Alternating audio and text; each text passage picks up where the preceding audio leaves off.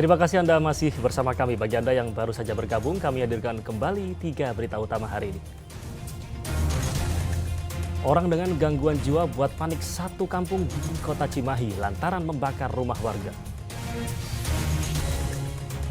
3 pemuda jadi bulan-bulanan warga lantaran mabuk sambil menyetir angkutan kota di Bandung Barat.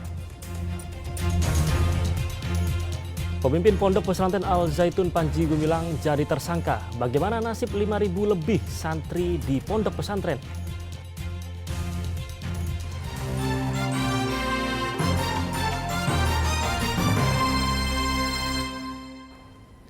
Angkutan kota di Bandung Barat melaju ugal-ugalan di jalan hingga menyerempet 3 warga.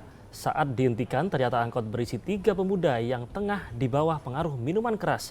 Warga yang kesal akhirnya menghajar ketiga pemuda itu.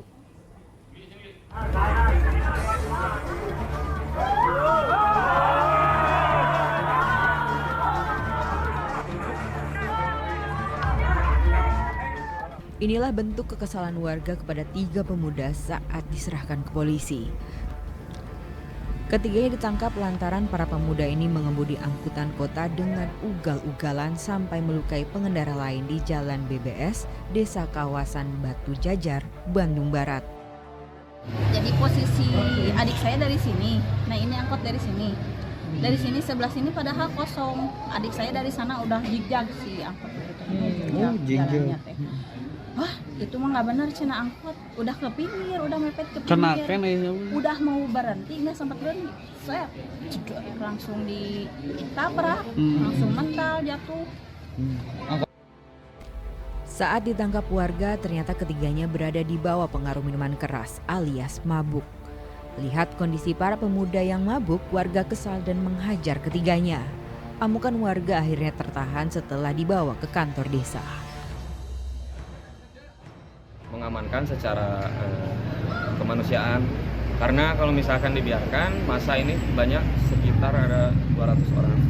Tapi itu juga sih bukan dari kita, karena pas mau masuk ke daerah yang kecil RW 9 itu ada yang nongkrong posisinya. Jadi intinya mereka pun kesulut emosi jadi datang. Ya itu mah intinya bukan karena disengaja pengen memukul atau apa, memang posisinya dia membawa mobil dengan keadaan minuman keras.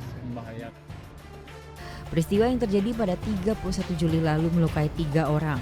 Selain itu, 3 sepeda motor dan gerobak makanan juga rusak ditabrak pelaku. Kini ketiga pemuda yang mabuk ditahan dan kasus ini ditangani Lakasat Lantas Polres Cimahi. Muhammad Abbas melaporkan dari Bandung Barat. Selanjutnya, seorang kuli bangunan meninggal dunia setelah ditusuk seorang warga di Kota Bekasi. Pelaku sempat kabur ke rumahnya untuk bersembunyi. Namun ia ditangkap setelah petugas mendobrak masuk. Sofari tergeletak tak berdaya dengan luka tikam di leher dan di punggung. Kuli bangunan ini ditikam warga sekitar di rumah tempat ia bekerja sebagai kuli selama 3 bulan terakhir. Warga membawa korban ke rumah sakit daerah Kota Bekasi, tetapi dalam perjalanan korban meninggal dunia. Jenazah akhirnya dibawa ke rumah sakit Polri Kramat Jati untuk diotopsi. Sementara pelaku kabur ke rumahnya yang jaraknya hanya 6 meter dari lokasi kejadian. Petugas datang untuk menangkap pelaku yang bersembunyi di dalam rumah. Warga menyebut pelaku akhirnya ditangkap paksa dari dalam rumah. Pelaku diminta keluar secara persuasif, tapi nggak berhasil ya, karena ada yang ngintip dari jendela si pelaku itu masih megang golok. Gitu, dia nggak mau. Nah, tapi lama-lama didobrak pintu. Ya, setelah pintu polisi, Pak. Sama polisi. Dan itu yang megang juga bukan polisi yang berseragam, jadi tidak terkesan menyeramkan gitu ya. Gitu. Nah, itu udah langsung dieksekusi. Pak, ada berontak ya Pak ya dari pelaku? Ya berontak sih berontak, tapi nggak imbang lah, orang polisi banyak kok. Pak. Peristiwa itu membuat warga komplek perumahan Villa Mas Garden, Kelurahan Pejuang, Kecamatan Bekasi Utara, Kota Bekasi heboh pada Selasa petang. Hingga kini polisi belum mengungkap motif dari penusukan pelaku. Awang Darmawan melaporkan dari Kota Bekasi. Polres Cimahi mengungkap kasus penipuan agen perjalanan wisata yang membuat puluhan korban sempat terlantar di Bandara Changi, Singapura. Polisi menangkap seorang perempuan yang menjabat kepala cabang agen perjalanan wisata di Cileunyi, Kabupaten Bandung. Beberapa dokumentasi berupa foto menunjukkan saat puluhan penumpang pesawat asal kota Cimahi yang akan mengikuti kompetisi paduan suara di Singapura terlantar di Bandara Internasional Changi, Singapura, tanggal 20 Juli 2023 lalu. Setibanya di bandara, para korban penipuan tersebut terlantar selama 12 jam, tidak dijemput oleh bus dan tidak mendapatkan penginapan yang sebelumnya dijanjikan oleh agen perjalanan wisata yang telah dibayar sejak masih berada di Cimahi. Kami tiba di Singapura, kami selamat ya, tiket itu memang ada. Tiket itu ada dan kami setiba di bandara, disitulah kami mulai ada kecurigaan karena pihak Ibu Yuke ini sudah minta-minta dana lagi, terus bus, makanan, dan juga kita mau diantar ke tempat hotel dengan berbagai cara kelihayannya untuk pura-pura bahwa ini semua akan dilaksanakan.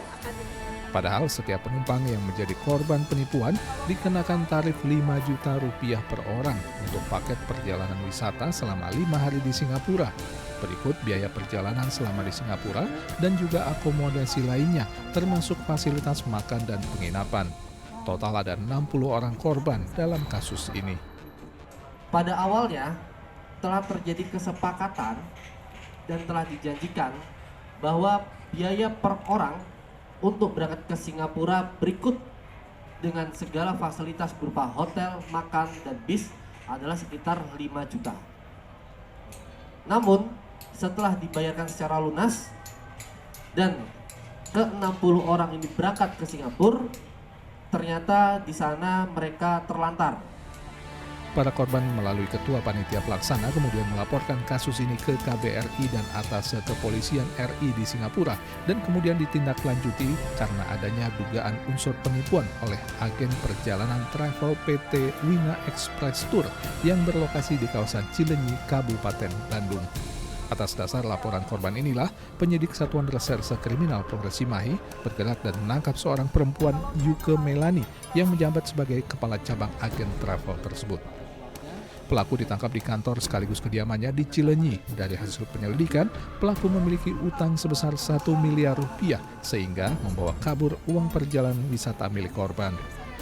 Para korban tergiur dengan besaran biaya perjalanan wisata murah melalui media sosial Biro Perjalanan Wisata yang dikelola pelaku yang diduga ilegal karena tidak memiliki izin. Sedang kantor pusat agen perjalanan wisata tersebut berada di Kelapa Gading, Jakarta Timur. Beruntung berkat bantuan KBRI dan Atase Kepolisian RI di Singapura, kelompok paduan suara ini tetap bisa melanjutkan perjalanan mengikuti kompetisi. Tersangka dijerat pasal 372 dan 378 KUHP tentang penipuan dengan ancaman hukuman 7 tahun penjara. Muhammad Abbas melaporkan dari Cimahi.